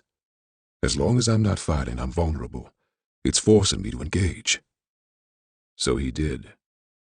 Stifling the urge to let out a battle cry, Stonewall lunged forward, stabbing out with the saber, hoping to sink the blade into the devil's chest. But the strike was parried by the creature's bare hand. Stonewall swung the blade, adding desperate fury to the strike. The sword sparked off the monster's armored wrist. He swung again, aiming low for the femoral artery, but he had no idea if the creature could even bleed out. The top half-inch of metal tugged through thick hide, leaving a 2-inch slice. Encouraged by the small victory, Stonewall raised the saber over his head and hacked down, aiming for the devil's shoulder. The sword came to a jarring stop that nearly pulled the weapon from his hands. The demon had caught the saber between the 2 blades extending from its wrists. With a quick twist, the saber was sheared into 3 pieces and yanked from Stonewall's hand. He stumbled back away from the predator, His heels rolled on something hard and he fell to his backside. Looking down, he saw his pistol resting between his legs. He snatched it up and began a slow crawl backward, away from the torch and the monster it lit in hellish orange light. Then a voice rolled over the open field. It was faint, but recognizable as Ames, and clear as the sky above. "Grape shot!" Stonewall's eyes widened. Grape shot was composed of metal balls the size of large grapes. When fired from a cannon, they could devastate an advancing infantry or cavalry. With a sudden clarity, Stonewall understood the torch's purpose. In the dead of night, it was a target, working in the same way as the creature's red-dotted triangle. Backing up further, Stonewall adjusted his course, drawing the creature into the fire's light. Cast in the monster's shadow, Stonewall waited. The creature stopped again, peering first at Stonewall, and then the flame behind it. "It knows," Stonewall thought. "It's going to move." He raised the pistol and fired. The bullet struck the creature's side, snapping its attention back to him. He aimed higher, but heard the familiar whirring blade swooping in from the right. He flopped down onto his back, just as the blade cut through the space where his head had been. He raised his hand to fire again, but the boom that filled the night was much more powerful than his pistol could manage. Luminous green burst into the night, covering Stonewall from head to toe. He wiped his eyes clean. The devil stood above him, its body ravaged by grape shot, its head shredded into two halves. Stonewall rolled to the side, narrowly avoiding its falling body. As he stood, a voice. "You need to go." Ames, on horseback, was carrying a canister of liquid. The young captain slid off the horse and handed Stonewall the reins. "I made you a promise I intend to keep. Now go." "We can't let anyone know about this," Stonewall said. "No one will fight if they think the devil makes his home here." "Taking care of it," Ames said, sloshing liquid onto the body. Recognizing the smell of kerosene and the sound of approaching men, Stonewall climbed atop the horse. "If we meet upon the battlefield, I will not hesitate." Ames smiled, picking up the torch. "Then I will do my best to avoid you." As the devil's body was turned into an inferno, Stonewall kicked the horse into action and rode into the night, taking a direct course through the forest where his men had died. He rode on without ceasing, feeling the devil's claws reaching for him in the dark. He didn't slow down upon reaching the far side, or when the Confederate lines came into view, or even when he heard men shouting for him to stop. What stopped him was a bullet, fired from his own men. Stonewall lay in the grass, looking up at the sky, thinking of his wife and daughter, listening as his men shouted about the glowing green man, and he watched as a streak of light rose up out of the forest and winked up into the stars. Thomas Stonewall Jackson died May 10, 1863, from an infection caused by a bullet put in him by his own men upon returning from a reconnaissance mission. The exact reason his men fired on him remains a mystery. Rematch by Steve Perry. Something is wrong. The old sense hadn't been active much, only a twinge now and then since the disaster in Alaska 9 years back. But it was here, now, as strong as it ever had been. Something is wrong. Danger. Death. Sloan didn't pause. He kept moving, took the turn that circled the big oak where the old deer path veered into the woods. Birds chirped, but he didn't hear anything else save his own breathing and soft footfalls. Somebody was out there. Who? The bikers? From the meth lab set up in the old RV parked by the pond deeper into the forest? Nope, not them. Those clowns tromped through the woods like a herd of rhinos. You could hear 'em a mile away. They were stupid dangerous, but no, not them. It was an overcast Oregon summer morning, and he was still a little stiff. These days it sometimes took 20 or 30 minutes before he worked the kinks out. Back in his heyday, he'd slogged through the jungles of Vietnam carrying a full backpack, extra ammo, his rifle and scope, 50, 60 pounds of crap, and he could come out of a dead sleep, ruck up, walk 10 miles without blinking, set the sight, and center punch Charlie from 500 meters with a cold shot. He'd been good at his job. Long gone, those times. Had a birthday coming up, with a big number in the front, and a 0 following that. And he'd lost a step or two. Somebody was watching him. He knew it. He didn't want them to know he had any idea they were. The path descended a little, weaving into the scrub fir and alder. Usually the mosquitoes weren't bad this time of morning, and he had planned to get 5 miles in and be back before Mary got up. Not now. Now he needed to cut his walk short and get home, where he had resources. It had been a long time since he felt the need to carry a gun. He had a pocket knife, a little ZT tactical folder clipped inside his jeans pocket, but it wasn't a serious weapon. It had a 3-inch blade. As a forest ranger in Denali, he had slung rifles that could hit hard enough to stop a charging brown bear the size of a small pickup truck. Necessary there, not here. These days, you saw squirrels or rabbits, and there didn't seem to be any bears locally, not even the little black ones you could shoo away by waving your hat. He was good enough in the woods that he should have been able to spot a casual stalker, and he couldn't. But he knew they were there. Bad. And he knew why. They were back. The killer aliens who had stalked him and Mary back in Alaska. The ones whose mysterious presence had been hushed up by the government, even though they had killed more than a couple of people. And if they were here, it was because they had come looking for him. Too much of a coincidence otherwise. He had killed some of them, and they had tracked him down years later to repay him for it. No discernible reason to believe it, but that's what it was. Every step he took, he expected one of those energy bolts the predators used, waited for it to spike and burn a fist-sized hole through him, be dead before he hit the ground. He made the short loop and headed home. They didn't shoot. Why? The hairs on the back of his neck settled as he left the woods and headed toward the house, the sense of being watched fading. It was them, but they didn't kill him.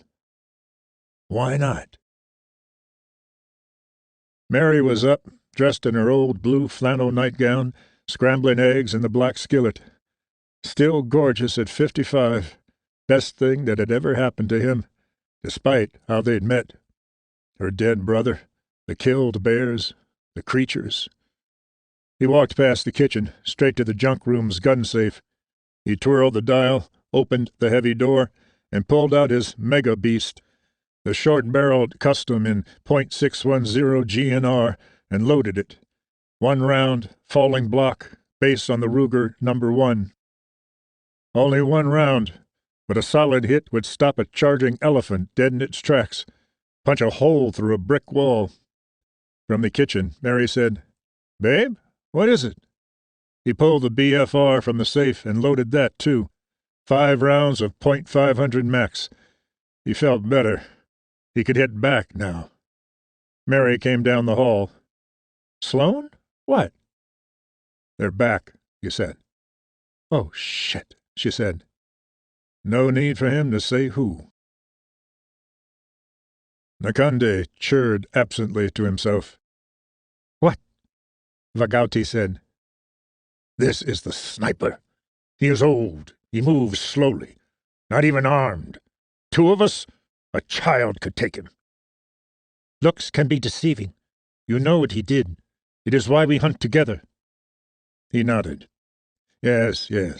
It was well known and often told, the story. A hunter of hunters, the Uman. Fragments of recordings had been sent back to the ship when it happened, enough to tell the tale. But look at him. He dodders. The victory would be hollow, the trophy meaningless. All the interstellar travel for this? "I would stretch a little," she said. He looked at her. The wheeled house, with the great stink. They are all armed and young." He nodded again. "It would be good to stretch." "What are we going to do? Call the law?" Sloane shook his head. "And tell them what? More of the alien space critters who look like Wonder Warthog and who killed a bunch of bears and people in Alaska 9 years ago have come to call? They'd lock us up, if they could get here in time." "The feds know about them." "Yeah, but which feds? And how long would it take for them to put a Black Ops team on the ground here? I don't think we can wait." She dressed, put on her jeans, laced her boots, shrugged into a flannel shirt. "We run," he said. "Pack the truck and go. Far away and fast." "How did they find us?" He shook his head. "I don't know. They have spaceships. They have superior technology. Doesn't matter. They tracked us down." "You think they came to kill us?" "I do. I don't know why they didn't take me out in the forest." "You were unarmed. That wouldn't be sporting, would it?" He looked at her. Of course. The predators took on giant brown bears using only their blades. No real hunter would get any joy from shooting a sitting duck. They wanted prey who could fight back. He had demonstrated that well enough. "Okay, here's the deal. We grab the go-bags. When we get to Portland, I'll drop you off, you get a room, and I will—" "No," she said. "You aren't going to draw them away from me. We live together. If we die, then we die together." "Mary, not open for discussion, Sloane." He grinned. Well, never any question she was as good as they came. Far too good for him. She said, "If it took them 9 years to find us, maybe we can throw them off our trail longer, now that we know they are looking. New names, new place." "Sounds like a plan," he said. But when they went to open the pickup, all 4 of the tires were flat, shredded, and that vehicle wasn't going anywhere. "Well, shit," he said. Harvey banged his shoulder on the frame of the fucking RV as he went out the door. Again. "Fuck," he said, without any particular anger. "Happened all the time. Narrow-ass door, and him being 6'6" and 275. He scratched at his bare chest. The new '88 tat itched. Fucking tattoo artist must have had a dirty needle. Thing was more than 2 weeks old, and it still itched. Ought to be worth a discount when he got the next one. He walked to the big Douglas fir tree, unzipped his crusted jeans, and pissed on the bark. Damn toilet in the RV was stopped up again. Martin was supposed to have fixed it, but Martin liked his own product too much, and was stoned most of the time. From behind him, "I need a new valve to fix the crapper." Speak of the devil. "What, I'm your mother? Go and fucking get one," Harvey said. "Money, dude. I ain't got no cash." "Look in the drawer next to the sink, right where it always is. Should be plenty." "Oh, yeah, right." Harvey shook his head, tucked his package away and zipped up, turned to look. Martin was on the skinny side, all the crystal, but he was still buffed. Liked to hit the iron, habit he'd picked up in the joint, and he was passing strong, but getting mush-brained. "What was that? Sounds like a giant fucking squirrel." Harvey looked around. He pulled a cocked and locked .45 tucked into his back pocket, thumbed the safety off. "Wasn't no squirrel," he said. "We got company." Martin reached inside the doorway and came out with the Savage 12-gauge pump. He said, "Hey, Bo, wake up!" From inside, Bo said, "Why?" "Visitors!" Martin stepped down, shotgun pointed ahead of him. After a second, Bo emerged, buck-naked, hairier than Bigfoot, carrying an Uzi. "What, cops?" "I don't think so," Harvey said. "They would have been all over us by now. Might be some competition looking for free product." "I'll give 'em some free buckshot," Martin said. He laughed. Harvey was looking right at Martin when there was a flash, a loud sizzle, and a hole just appeared in the middle of Martin's gut. "Motherfucker!" He pointed the .45 at the woods and cranked off rounds as Bo started to hose the trees with his Uzi on full auto. Bo screamed, and Harvey looked over to see Bo's arm get blown off. Sloane heard the gunfire, a distant echo. Pistol, full auto subgun, 2 shooters. "The bikers," he said. We need to get out of the house. We know the woods better than the aliens. We'll use the ghillie suits." Mary nodded. In his unit, cruising, Mac got the call from Loretta. "Mac, we got a report of shots fired out toward Crown Pond." "Copy that, dispatch. Bikers are probably target shooting again." "You want me to get Charlie and Arnie to meet you there?" "Nah, the bikers know better than to screw with us. I'll check it out. If I need help, I'll call you." "Be careful, Mac. They're probably drugged up. No telling what they might do." "I hear you." "Little sport here," Nakande said. "Target practice." "They were inept," his mate said. She shrugged. "But they were what was available. Better than nothing." "We didn't come all this way to slaughter such poor prey." "The day is yet young," she said. "Shall we go find the sniper?" "Yes, and with hope he still has some of his former skill." He didn't believe it, though. Sad. Been a long time since he'd worn a ghillie suit, but it was like riding a bicycle. Still smelled like moldy canvas overlaid with cat pee. He smiled at Mary as she zipped up her suit. "Are you laughing at me?" "A little bit, yeah. You're cute. Well, you would be if I could see you." She grinned back at him. "Which rifle you want?" He was taking the Beast and the BFR, extra ammo, a big sheath knife. He wished he had some grenades, a rocket launcher, a tactical nuke, the Winchester 308. "Sidearm?" "No. Anything big enough to stop one of them would probably break my wrist." "Ah, you're tougher than you look." She glanced down at the suit. "Right now I look silly." "Well, yeah, a little bit. Silly Gilly." Mac could smell the burned meat when he rolled up on the trailer, and he saw the bodies quick enough. Jesus Christ! "Loretta, send Charlie and Arnie. Call Sheriff Perkins. Call the state police and tell them we got a SWAT team out here." "Mac? I got 3 biker corpses. Look like they were killed by death rays.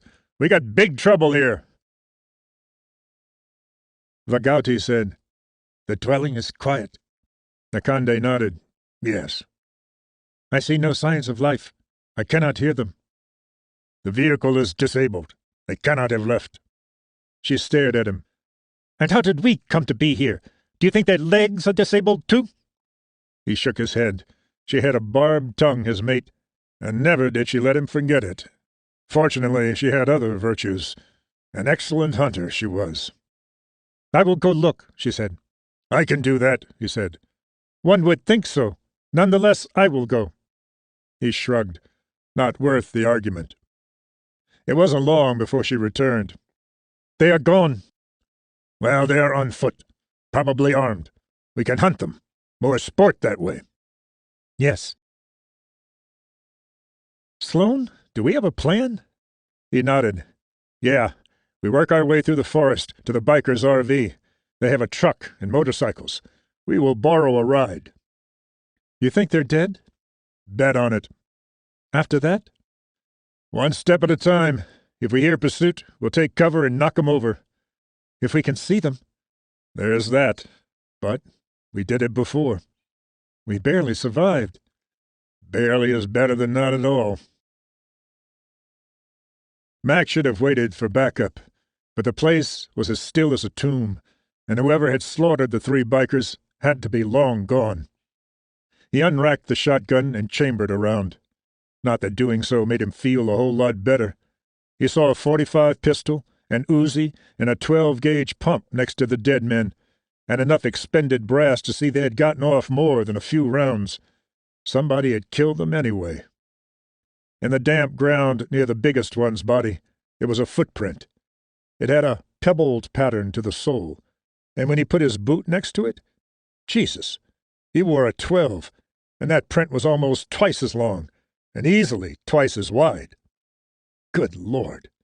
The big biker's boot prints were all over. He had to be pushing 300 pounds, and this print was way deeper. How big a man would that be? 7 feet? 400 pounds? Bigfoot, armed with a weapon that punched a fist-sized hole through and through, same size front and back of the body? "Loretta, where is that SWAT team?" On the way from Stady Base, 45 minutes ETA. Charlie and Arnie should be there in 10. Turn our guys around. I don't want them showing up here and getting ambushed. The bikers got slaughtered by somebody with way more firepower than we have. I'm going to move my unit and find a spot to lay low. Tell the Stadius to call me on TAC 3 when they get close. Copy that, Mac. What is going on out there? Wish the hell I knew, but it's bad. Hear that? He looked at Mary. What? Listen. He strained his ears. Yes. A faint noise behind them, toward their house. Not really close, but not that far away. I should have gotten those hearing aids, he said.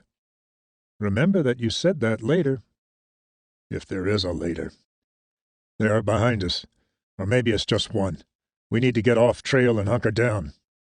They have that stealth gear. Yeah, but it's not perfect. If you know what to look for, you can see it. My eyes haven't fogged over that much. Come on. We should proceed with more caution. For an old Uman and his untrained mate. Remember the story. I am Nakande, who has stalked and slain Kiande Ameta in single combat. I am not cowed by a story. For once, Vagauti kept her silence, which was good, because he was not going to be warned off by his mate in this matter. 2 old Umans, 1 step from the grave?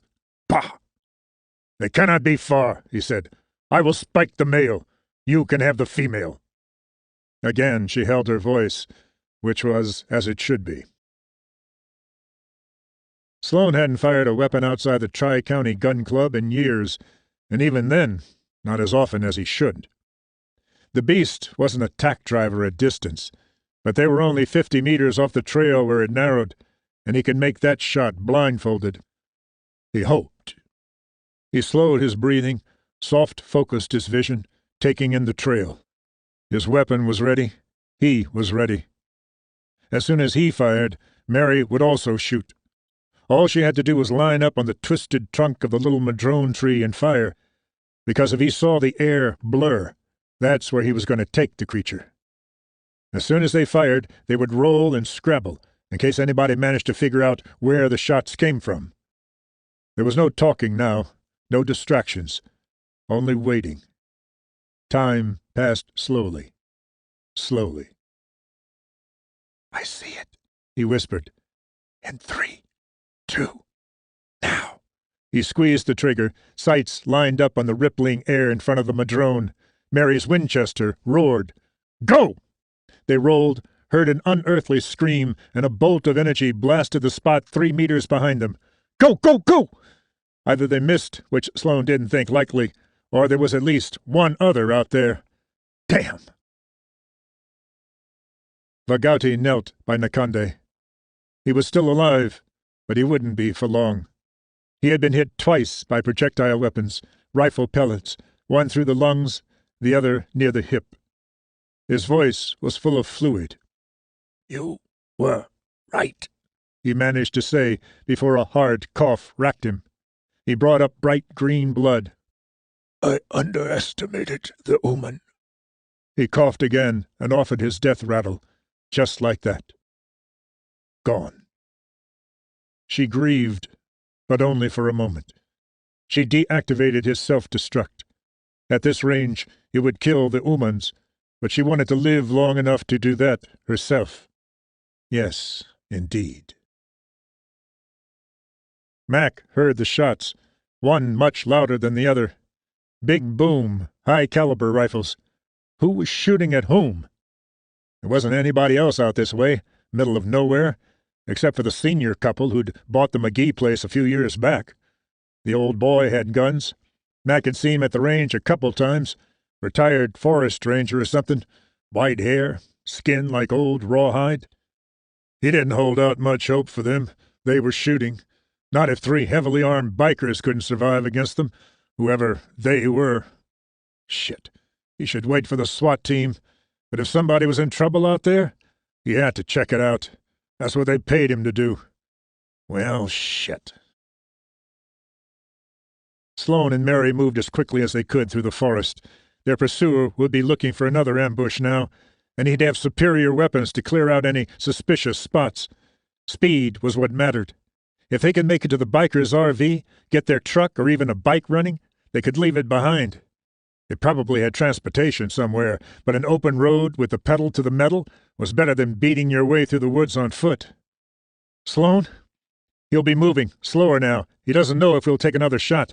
Be a mistake for him to risk it. You hope. What I would do, and he's a hunter going after prey that just seriously wounded or killed his buddy. We should be able to stay ahead of him.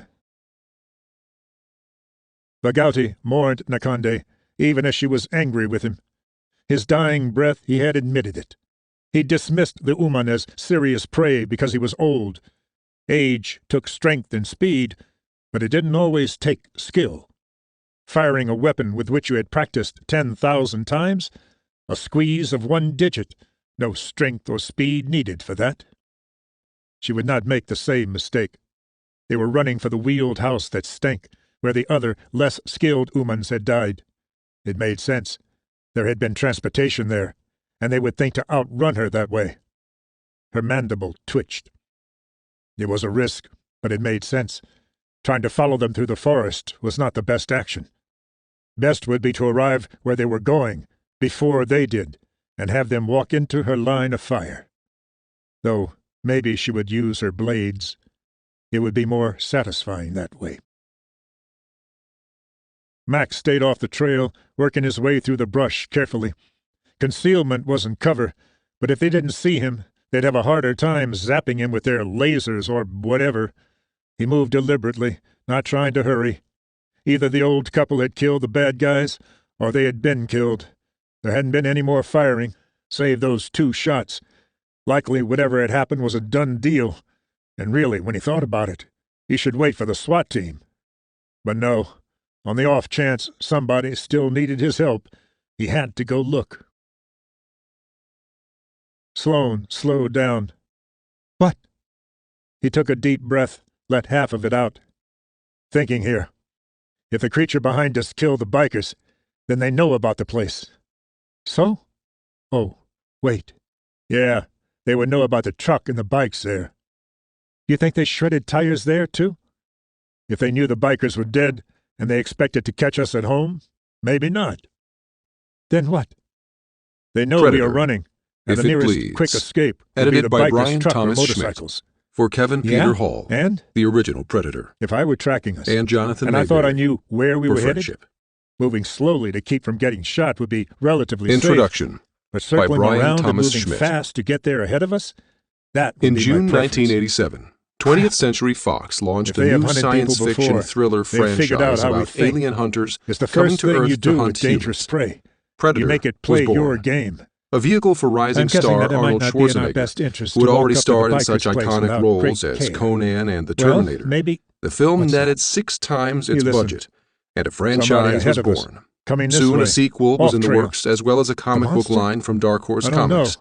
Not Eventually, making there as would be much noise novels, as I would crossovers with Let's Fox's hunker down. popular Alien Maybe it will franchise step in and front of more our films guns to again. come, all aimed at satisfying the Mac growing, had worked up a pretty good enthusiastic fan sweat. base. The trees The stories shaded in this him, volume are but the intended marine to layer was celebrate the burning off, franchise's and it was 30th getting warmer. anniversary, Probably as hit fans 90 anticipate today. future And he was developments wishing he had featuring brought a the water Predators. bottle or canteen. We have worked from prior It was a materials, stream including the not far, previous 3 Predator if you wanted to films, risk the Dark getting Horse sick comics, from and various sipping water novels, full of beaver and sequels duck or crap, prequels to you could get a those are drink. among the stories Should have brought included his here. filter straw Previous back in the contributors unit's to the trunk. universe, such as Tim Should have Levin, brought the Marines Kevin or J. the Air Anderson, Force while Steve I'm Perry, thinking about it. S.D. Perry, and John He looked at Shirley his intended have all path returned ahead. with new stories Mostly for us. trees and bushes Plus, we have and new stories blackberry and new brambles. authors as well, He stepped including into a some great small adventures that document the intergalactic hunters' activities shoot, throughout human Sloan history, whispered. beyond It's a even deputy. the future of our Mary own said, contemporary "I'm not age. blind. I can see There are that." 16 Let's see action-packed if we new can warn him adventures without here, blasting stretching the from trees. future societies to the He Vikings, started whistling the ancient alien samurais, theme from and even the Close American Civil Encounters of the War, Third Kind. and historical figures as well Really, as Sloan? familiar characters make Who's there? appearances in many Sheriff's of them. office. Come out The with your goal hands here up. was fun adventures Deputy, that give this is fans Sloan what we and have Mary. come to We expect bought the and old love McGee about place. Predator stories. You saw me at the shooting Lots range. of action, interesting Come out where I twists can and see you. tactics, Put your and weapons human down. ingenuity versus Deputy, alien we intellect really have to hurry and this up. superior technology. There's somebody else in the woods, and As a they're Predator killers. fan myself, it I was a saw the blast bikers. putting this together. Come out. And so I hope my You're fellow wearing fans ghillie will have suits. an equal We blast stand reading up, we're it. going to look like bushes. For me,